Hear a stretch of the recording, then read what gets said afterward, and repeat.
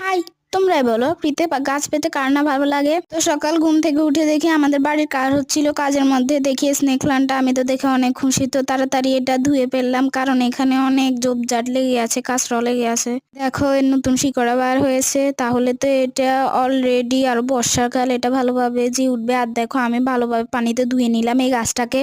আসলে আমি ভিডিওতে তোমাদেরকে অনেক কিছু বলতে চাই, কিন্তু 1 মিনিটের ভিডিওতে আমি তোমাদের কি বলবো, আর এছাড়া আমার শর্ট ভাইরালও হয় না, তো কি বলবো তোমরাই বলো। তো আমি তাড়াতাড়ি করে ছুরি দিয়ে এগুলো কেটে দিলাম, কারণ বৃষ্টির কারণে এখানে অনেক পোটা হয়ে গেছে, অর্থাৎ ইনফেকশন হয়ে গেছে, গাছটা মরেও যেতে পারতো। তাই আমি ওকে নতুন করে জীবন দিলাম। তোমরাই বলো, গাছ আমাদের বাচ্চারই তো মতো। তো আমি তাড়াতাড়ি করে ওকে কেটে দেওয়ার পর এটাকে সিঙ্গমল প্লান্টের ভিতরে রেখে দিয়েছি, যাতে এগুলো ভালোভাবে গ্রো করতে পারে। আর জানো, পরবর্তীতে আমি জানতে পারলাম এটা তো আমারই গাছ, আর আমি এটা কয়েকদিন আগে তুলে ফেলে দিয়েছি। ও এমজি, এগুলো আমার সাথে কেন হয়?